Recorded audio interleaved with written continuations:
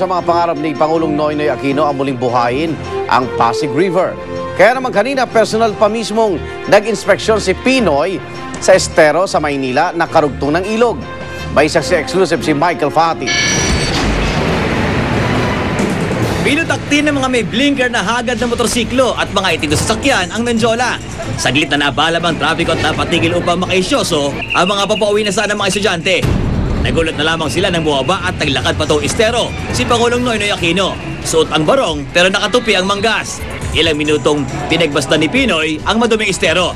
Kagagaling lang pala niya sa isang briefing ng Pasig River Rehabilitation Council at ipinaliwanag daw sa kanya ang kalagayan, problema at mga posibleng solusyon kung papaano malilinis sa mga estero nakarugtong ng Pasig River at palabas ng Manila Bay.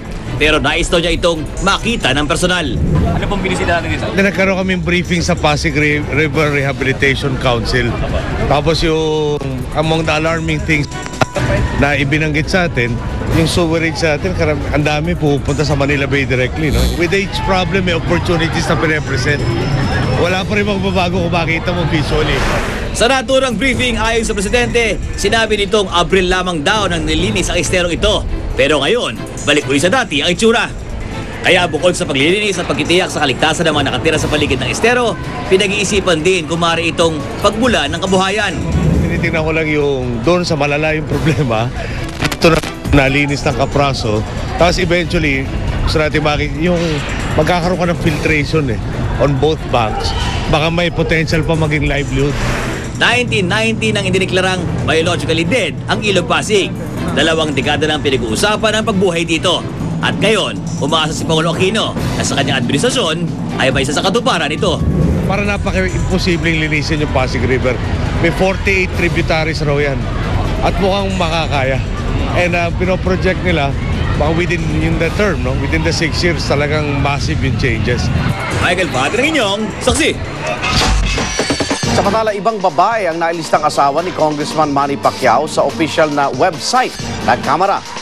Isang Elizabeth Salvacion ang unang inilagay na misis ni Pacquiao sa website.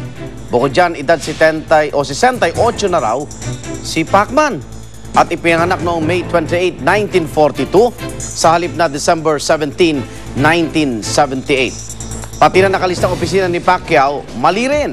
Kaya naman pinaimbestigahan na po ng House Secretary General ang pagkakamali sa website na responsibilidad daw ng Information and Communication Technology Services. Pero natawa lang dito si Pacquiao, sabay sabing hindi dapat palaki ng issue dahil mabilis naman itong naiwasto. Alam din daw lahat na si Jinky ang kanyang may bahay at siya ay 31 anyos lamang. Wala naman akong ano doon at nabago lang. Tao lang naman, nagkakamali. Susunod na po ang Reporter's Notebook at yan ang mga pangyayaring tinutukan yung nag-iisang liga ng katotohanan. Hatid po namin ay balitang walang kinikilingan, walang pinoprotektahan, walang kasinungalingan.